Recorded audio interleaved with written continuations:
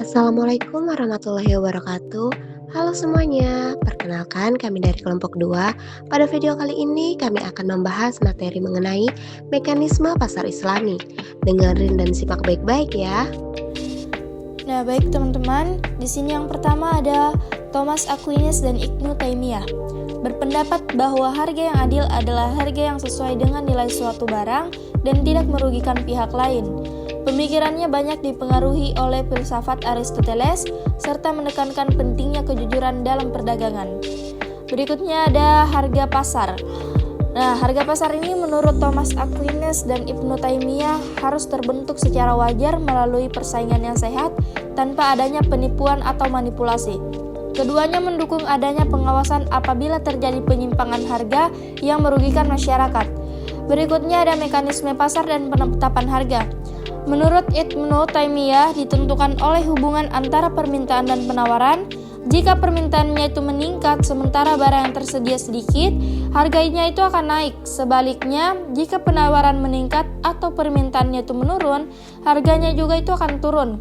Perubahan harga ini tidak selalu disebabkan oleh kecurangan, tetapi dapat terjadi secara alami karena kondisi pasar. Nah, teman-teman, mari kita perhatikan pada gambar 8.1. Kurva ini menjelaskan fenomena penawaran yang menurun akibat inefisiensi produksi. Nah, kondisi awalnya mula-mula pasar berada pada kondisi keseimbangan di titik A yang bisa disebut equilibrium awal. Pada titik ini, tingkat harga yang berlaku di pasar adalah P1 dan jumlah atau kuantitas barang yang ditransaksikan itu adalah Q1. Kemudian, apa yang akan terjadi? Nah, di sini terjadi masalah internal pada produsen, yaitu inefisiensi produksi. Misalnya, harga bahan baku naik, mesin rusak, atau biaya operasionalnya itu membengkak. Lalu ada pergeseran kurva. Nah, di sini karena biaya produksi itu naik, produsennya terpaksa mengurangi jumlah barang yang mereka buat. Hal ini ditunjukkan oleh kurva penawaran yang bergeser ke kiri atas, yaitu dari kurva S1 menjadi S2. Kemudian di sisi lain kurva permintaan konsumen D itu tetap stabil dan tidak berubah. Lalu ada pula dampak atau kondisi baru. Nah, pergeseran kurva ini penawaran ini menciptakan titik keseimbangan baru di titik B akibat berkurangnya barang di pasar atau bisa disebut itu kelangkaan. Harga barang otomatis melonjak naik dari P1 ke P2 dan jumlah barang yang tersedia di pasar itu merosot turun dari Q1 menjadi ke Q2. Nah, sekarang mari kita beralih ke gambar 8.2. Itu kurva ini menggambarkan situasi pasar yang lebih dinamis karena terjadi dua perubahan sekaligus, baik dari sisi konsumen maupun produsen, yaitu permintaan meningkat dan penawaran menurun. Nah, kondisi awalnya, keseimbangan pasar mula-mula berada di titik E1. Itu bisa disebut perpotongan kurva permintaan awal D1 dan kurva penawaran awal E1. Nah, pada titik ini, harga pasar berada di tingkat P1 dan kuantitas berada di tingkat Q1. Kemudian, perubahan sisi permintaan pertama, terjadi peningkatan permintaan dari masyarakat, misalnya karena tren atau kenaikan pendapatan. Peningkatan ini ditunjukkan oleh kurva permintaan yang bergeser ke kanan atas dari D1 ke D2. Perubahan sisi penawaran kedua. Pada saat yang bersamaan, penawaran dari produsen justru berkurang. Hal ini menyebabkan kurva penawaran bergeser ke kiri atas dari S1 ke S2. Di sini juga ada kondisi baru atau disebut dampak. Interaksi dari kedua pergeseran tersebut melahirkan titik equilibrium baru di titik E2. Karena barang semakin dicari oleh pembeli atau permintaan naik, tetapi pasokannya justru semakin langka. Itu artinya penawarannya itu menurun. Maka dampak ekonominya adalah kenaikan harga yang sangat tajam dari P1 ke harga yang lebih tinggi, yaitu P2. Sementara itu, kuantitas barang yang yang di pasar itu bergeser sedikit menjadi lebih sedikit, yaitu ke titik Q2. Baik, selanjutnya adalah Ibnu Khaldun. Ibnu Khaldun menjelaskan bahwa suatu kota mengalami perkembangan dan jumlah penduduknya meningkat hingga menjadi kota besar, maka penyediaan barang-barang kebutuhan pokok akan lebih diprioritaskan untuk memenuhi kebutuhan masyarakat. Hal ini dapat diilustrasikan pada kurva berikut. Pada titik A adalah titik keseimbangan kota kecil dan titik B adalah titik keseimbangan kota besar. Dari kurva tersebut, kita dapat melihat bahwa pada kota kecil untuk pasokan barang lebih sedikit dari kota besar dan harga yang lebih tinggi dari kota besar, dan di mana garis D atau permintaan meningkat pada kota besar, namun garis S atau penawaran pada kota kecil yang lebih meningkat. Selanjutnya, kurva permintaan barang mewah menurut Ibnu Khaldun. Di sini terlihat adanya pergeseran permintaan atau garis D ke arah atas. Ini menunjukkan bahwa keinginan masyarakat untuk membeli barang mewah melonjak. Kemudian memberi dampak pada harga karena naiknya titik keseimbangan naik. Otomatis harga pun akan naik dari P1 ke P2. Jadi, semakin kaya masyarakat di suatu kota, maka semakin tinggi permintaan barang mewah dan harga barang mewah tersebut juga akan semakin mahal. Selanjutnya, kurva ini menjelaskan pengaruh biaya produksi karena pajak atau pungutan-pungutan lain di suatu kota. Pada kurva, pada titik A adalah titik keseimbangan saat pajak belum naik, dan titik B adalah saat pajak sudah naik. Di sini dapat dilihat pengaruh dari kenaikan pajak, biaya produksi meningkat dari S1 ke S2, yang akibatnya harga yang naik, sedangkan jumlah barang turun. Jadi, jika pemerintah memungut pajak terlalu tinggi, modal pedagang jadi membengkak. Efeknya, pedagang terpaksa menaikkan harga dan jumlah barang yang terjual di pasar justru menyusut. Selanjutnya, kita masuk mekanisme pasar dalam Islam. Pada kurva ini, garis penawaran atau S adalah jumlah barang yang ingin dijual oleh produsen, dan garis permintaan atau D adalah jumlah barang yang ingin dibeli konsumen. Pada kurva tersebut menjelaskan mekanisme pasar Islam yang bagaimana harga terbentuk secara alami melalui pertemuan antara permintaan dan penawaran dalam keadaan atas dasar suka sama suka atau antara dimingkum. Baik, sekarang kita akan membahas mengenai intervensi pasar. Dalam ekonomi Islam, pengendalian harga dilakukan dengan melihat terlebih dahulu penyebab perubahan harga yang terjadi di pasar. Apabila kenaikan atau penurunan harga terjadi secara alami karena perubahan permintaan dan penawaran yang sebenarnya, maka pemerintah dapat melakukan intervensi pasar untuk membantu menstabilkan kondisi. Namun, jika perubahan harga terjadi karena adanya distorsi pasar seperti penimbunan, monopoli, atau manipulasi harga, maka yang harus dilakukan pemerintah bukan menetapkan harga, melainkan menghilangkan penyebab distorsi tersebut agar mekanisme pasar kembali berjalan. Praktik intervensi pasar sebenarnya sudah dilakukan sejak zaman Rasulullah SAW dan Khulafaur Rasyidin. Salah satu contohnya adalah ketika harga gandum di Madinah mengalami kenaikan. Untuk mengatasi hal tersebut, pemerintah mendatangkan gandum dari Mesir sehingga jumlah persediaan bertambah dan harga kembali stabil. Hal ini sejalan dengan pendapat Ibnu Khaldun yang menyatakan bahwa ketika jumlah barang sedikit, maka harga akan naik, sedangkan ketika persediaan bertambah, maka harga akan turun kembali. Karena itu, tujuan intervensi pasar bukan untuk memaksa harga turun, tetapi untuk memperbaiki kondisi pasar agar kembali mencapai keseimbangan. Nah, di sini ada gambar 8.7 yang menggambarkan intervensi pasar. Pada sumbu vertikal atau sumbu Y menunjukkan harga, sedangkan sumbu horizontal atau sumbu X menunjukkan jumlah barang. Kurva D merupakan kurva permintaan atau demand yang menurun dari kiri atas ke kanan bawah. Bentuk kurva ini menunjukkan bahwa ketika harga turun, masyarakat cenderung membeli lebih banyak barang. Selanjutnya terdapat dua kurva penawaran, yaitu S0 dan S1. Kurva S0 menggambarkan kondisi penawaran normal, sedangkan kurva S1 menunjukkan kondisi ketika jumlah barang yang tersedia di pasar berkurang. Panah dari S0 ke S1 menunjukkan pergeseran kurva penawaran akibat berkurangnya jumlah barang di pasar, misalnya karena gagal panen, distribusi terganggu, bencana alam, atau penimbunan barang. Ketika penawaran berkurang, jumlah barang yang tersedia menjadi lebih sedikit, sehingga harga mengalami kenaikan. Untuk mengatasi kondisi tersebut, pemerintah dapat melakukan berbagai bentuk intervensi pasar, seperti mengimpor barang, memperlancar distribusi, atau mengeluarkan stok cadangan yang dimiliki pemerintah. Dengan bertambahnya jumlah barang di pasar, kurva penawaran kembali bergeser dari S1 menuju S2.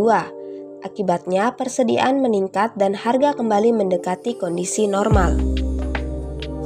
Kemudian kita akan membahas mengenai intervensi harga atau selling price. Selling price adalah kebijakan pemerintah yang menetapkan harga maksimum di bawah harga keseimbangan pasar.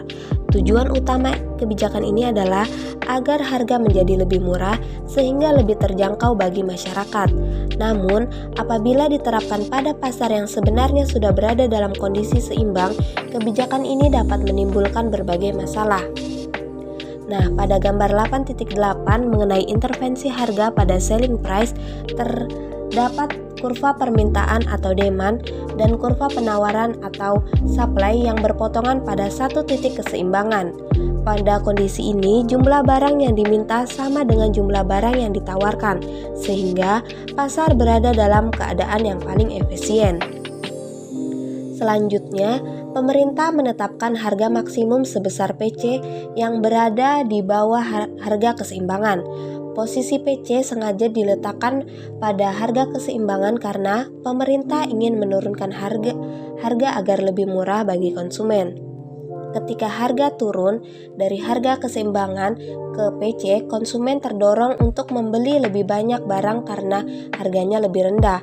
Sebaliknya, produsen justru mengurangi jumlah barang yang dijual karena keuntungan yang mereka peroleh menjadi lebih kecil. Akibatnya, jumlah permintaan menjadi lebih besar daripada jumlah penawaran, sehingga terjadi yang namanya excess demand atau kelebihan permintaan.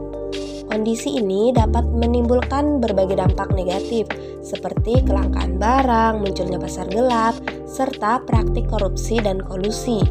Oleh karena itu, Rasulullah SAW menolak melakukan intervensi harga ketika pasar berjalan secara normal dan tidak mengalami distorsi. Pada gambar 8.9 menjelaskan dampak kebijakan selling price dari sudut pandang konsumen. Pada gambar terdapat harga keseimbangan atau P, harga maksimum PC, jumlah keseimbangan Q, dan jumlah barang setelah penerapan selling price yaitu QC. Ketika pemerintah menurunkan harga dari P menjadi PC, konsumen memperoleh keuntungan karena mereka dapat membeli barang dengan harga yang lebih murah.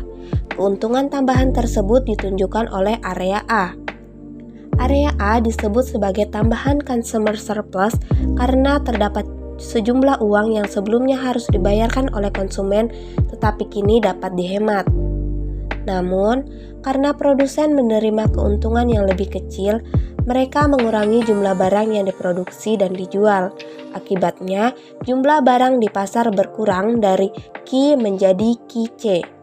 Karena pada sumbu horizontal, posisi yang semakin ke kiri menunjukkan jumlah barang yang semakin sedikit, maka QC berada di sebelah kiri dari Q.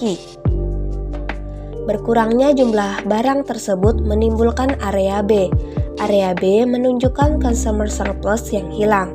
Area ini menggambarkan konsumen yang sebenarnya ingin membeli barang dan mampu membayarnya, tetapi tidak dapat memperoleh barang tersebut karena persediaannya tidak tersedia di pasar.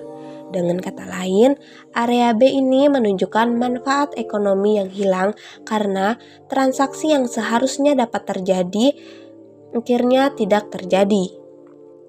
Kemudian gambar 8.10 yang menjelaskan dampak selling price dari sisi produsen. Ketika harga diturunkan dari P menjadi PC, produsen tidak lagi dapat menjual barang dengan harga seperti sebelumnya sehingga keuntungan yang mereka peroleh menjadi lebih kecil. Penurunan keuntungan akibat turunnya harga ditunjukkan oleh area A. Area ini berada di antara P dan PC karena menggambarkan selisih keuntungan yang hilang dari produsen dan berpindah menjadi keuntungan bagi konsumen. Selain kehilangan keuntungan akibat harga yang lebih rendah, produsen juga mengurangi jumlah barang yang dijual sehingga jumlah produksi turun dari Q menjadi QC. Penurunan jumlah produksi ini menimbulkan area C. Area C menunjukkan kerugian tambahan yang dialami produsen akibat hilangnya kesempatan untuk menjual barang. Karena sebelum kebijakan selling price diterapkan, produsen itu dapat menjual barang hingga mencapai Q. Namun setelah kebijakan diberlakukan, produsen hanya dapat menjual sampai QC. Akibatnya, terdapat sejumlah barang yang seharusnya dapat diproduksi dan dijual, tetapi akhirnya tidak diproduksi. Nilai manfaat yang hilang dari transaksi tersebut digambarkan oleh area C. Makanya di sini tuh tertulis dengan adanya selling price, producer surplus berkurang sebesar A, dinikmati oleh konsumen, dan C tidak dinikmati oleh siapapun. Sehingga neto penurunan producer surplus adalah A tambah C. Selanjutnya gambar 8.11 yang menjelaskan dampak kebijakan selling price terhadap pasar secara keseluruhan. Area A menunjukkan perpindahan surplus dari produsen kepada konsumen. Area ini bukan merupakan kerugian total bagi pasar karena manfaatnya masih diterima oleh konsumen. Namun, ketika jumlah barang turun dari Q menjadi QC, muncullah area B dan area C. Area B menunjukkan surplus produsen yang hilang karena sebagian barang tidak lagi diproduksi dan dijual. Sedangkan area C menunjukkan surplus konsumen yang hilang karena sebagian konsumen tidak dapat memperoleh barang yang diinginkan. Gabungan area B dan area C disebut deadwick loss atau kerugian sosial. Area ini menunjukkan manfaat ekonomi yang hilang dan tidak dinikmati oleh siapapun, baik konsumen maupun produsen. Oleh karena itu, dampak selling price tidak hanya memindahkan keuntungan dari produsen kepada konsumen melalui area A, tetapi juga menyebabkan hilangnya sebagian kesejahteraan pasar yang ditunjukkan oleh area B dan area C. Akibatnya, pasar menjadi tidak efisien dibandingkan ketika berada pada titik keseimbangan awal. Selanjutnya, mari kita lihat gambar 8.12, yaitu interferensi harga pada floor price. Floor price atau harga dasar atau harga minimum adalah kebijakan pemerintah yang menetapkan harga di atas keseimbangan harga. Tujuannya bisa untuk melindungi produsen agar tidak menjual barang dengan harga yang terlalu rendah. Pada grafik ini terdapat dua kurva utama.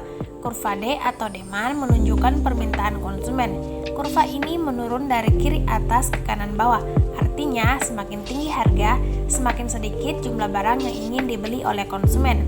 Sedangkan kurva S atau supply menunjukkan penawaran produsen. Kurva ini naik dari kiri bawah ke kanan atas. Artinya, semakin tinggi harga, semakin banyak barang yang ingin dijual oleh produsen. Titik pertemuan kedua kurva disebut titik keseimbangan pasar yang ditunjukkan oleh harga P bintang dan jumlah Q bintang. Kemudian pemerintah menetapkan floor price atau harga minimum yang ditunjukkan oleh garis PF. Posisinya berada di atas harga keseimbangan. Akibatnya, produsen terdorong menawarkan lebih banyak barang, sementara konsumen justru membeli lebih sedikit. Sebagai contoh, bayangkan harga keseimbangan beras adalah Rp10.000 per kilogram. Pemerintah kemudian menetapkan harga minimum Rp12.000 per kilogram untuk melindungi petani. Akibatnya, petani ingin menjual lebih banyak beras, tetapi konsumen membeli lebih sedikit karena harga menjadi lebih mahal. Inilah yang menyebabkan surplus barang di pasar. Selanjutnya, gambar 8.13. Yaitu kenaikan surplus produsen akibat floor price. Surplus produsen adalah keuntungan tambahan yang diperoleh produsen karena menjual barang dengan harga tinggi daripada harga minimum yang bersedia mereka terima. Pada gambar ini terdapat beberapa kurva. Yang pertama, kurva P bintang. Kurva ini menggambarkan harga keseimbangan. Sedangkan kurva Q bintang adalah kurva yang menggambarkan jumlah keseimbangan. Sedangkan kurva QF menggambarkan jumlah barang yang dibeli setelah floor price dan kurva Q2 adalah kurva yang menggambarkan jumlah barang setelah terjadi perubahan akibat interferensi. Perhatikan area D, C, dan B. Area D menunjukkan bagian surplus konsumen yang berpindah kepada produsen karena harga naik. Area C menunjukkan tambahan keuntungan yang diterima produsen akibat kenaikan harga. Sedangkan area B menunjukkan kerugian efisiensi atau deadweight loss. Deadweight loss adalah manfaat ekonomi yang hilang dan tidak dinikmati oleh siapapun. Dengan adanya floor price, produsen memang memperoleh keuntungan tambahan sebesar area D dan C. Namun, sebagian manfaat ekonomi hilang sebesar area B. Sebaliknya, konsumen mengalami kerugian karena harus membayar harga lebih mahal dan sebagian konsumen bahkan tidak lagi mampu membeli barang tersebut. Sebagai contoh, seorang petani sebenarnya sudah bersedia menjual gabah seharga Rp5.000 per kilogramnya. Namun, setelah pemerintah menetapkan floor price, harga naik menjadi Rp6.000 per kilogramnya. Selisih harga ini meningkatkan surplus produsen. Akan tetapi, sebagian pembeli mengurangi pembelian, sehingga muncul kerugian efisiensi bagi pasar. Selanjutnya, pada gambar 8.14 kita melihat dampak lanjutan dari floor price, yaitu penurunan surplus konsumen akibat floor price. Surplus konsumen adalah selisih antara harga yang bersedia dibayar konsumen dengan harga yang benar-benar dibayarnya. Ketika harga dinaikkan dari P bintang ke PF, jumlah barang yang diminta akan turun dari Q bintang menjadi QF. Hal ini terjadi karena konsumen cenderung mengurangi pembelian saat harga meningkat. Bayangkan, sebuah minuman yang biasanya dijual Rp5.000 per botol, jika harganya naik menjadi Rp8.000 per botol, sebagian konsumen akan membeli lebih sedikit atau bahkan beralih ke produk lain. Fenomena inilah yang digambarkan oleh penurunan jumlah permintaan pada grafik. Selanjutnya, gambar 8.15. Gambar ini menunjukkan bahwa tidak semua kebijakan floor price menghasilkan manfaat yang lebih besar daripada biayanya. Gambar ini merupakan gabungan dari dampak floor price terhadap konsumen dan produsen. Ketika harga dipaksa berada di atas harga keseimbangan, beberapa transaksi yang seharusnya terjadi menjadi hilang, yaitu area B. Produsen kehilangan sebagian peluang penjualan, sedangkan konsumen kehilangan kesempatan memperoleh barang yang mereka inginkan. Akibatnya, muncul deadweight loss atau kerugian sosial. Kerugian ini merupakan bukti bahwa pasar menjadi kurang efisien dibandingkan kondisi keseimbangan normal. Sampai di sini muncul pertanyaan menarik. Jika floor price dapat melindungi produsen, mengapa ekonomi Islam tidak selalu mendukung kebijakan tersebut? Untuk menjawabnya, kita perlu memahami pandangan para ulama mengenai mekanisme pasar. Pada gambar 8.16, kita mulai memasuki pembahasan ekonomi Islam, yaitu interferensi pasar Islami. Gambar ini menunjukkan pandangan ekonomi Islam terhadap interferensi pasar. Pada saat kondisi normal, harga ditentukan oleh permintaan dan penawaran, maka pemerintah tidak perlu campur tangan. Namun, ketika terjadi gangguan pasar seperti monopoli, penimbunan barang, kartel, dan manipulasi harga, maka pemerintah boleh melakukan intervensi. Pada gambar 8.16, terdapat 3 kurva penting. Kurva D menunjukkan permintaan, kurva S sama dengan MC atau marginal cost, yaitu biaya tambahan yang diperlukan untuk memproduksi satu unit barang tambahan. Kemudian terdapat kurva MR atau marginal revenue, yaitu tambahan pendapatan yang diperoleh dari penjualan satu unit tambahan.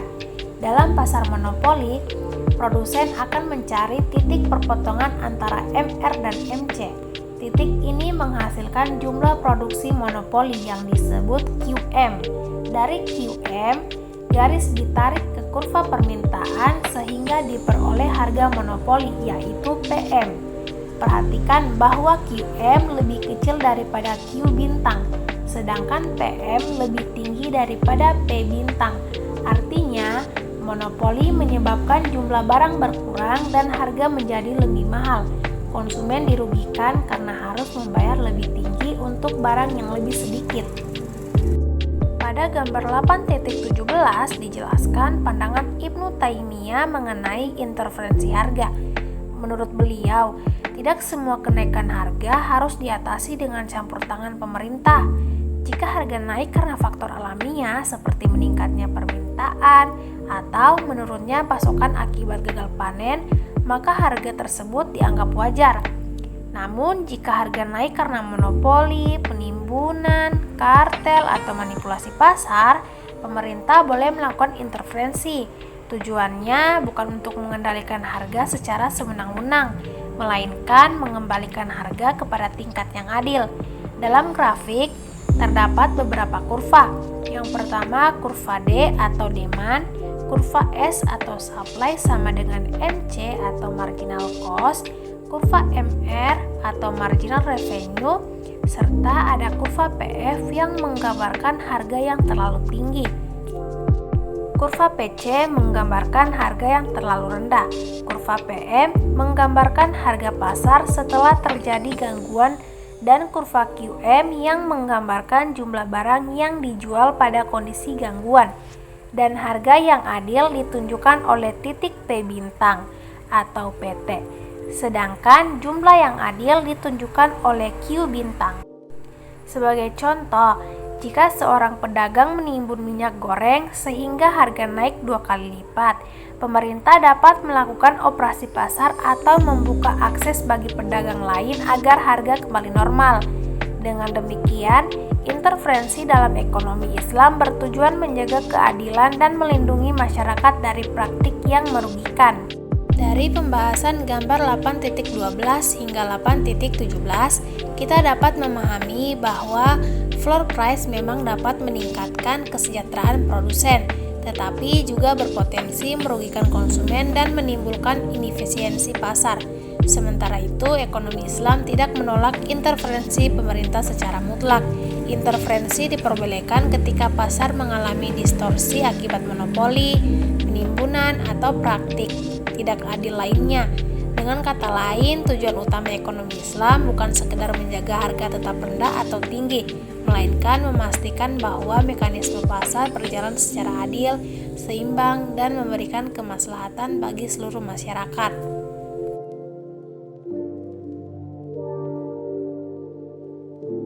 Oke teman-teman, itulah tadi pemaparan materi dari kelompok kami. Terima kasih telah menonton dan semoga video ini dapat bermanfaat. Wassalamualaikum warahmatullahi wabarakatuh.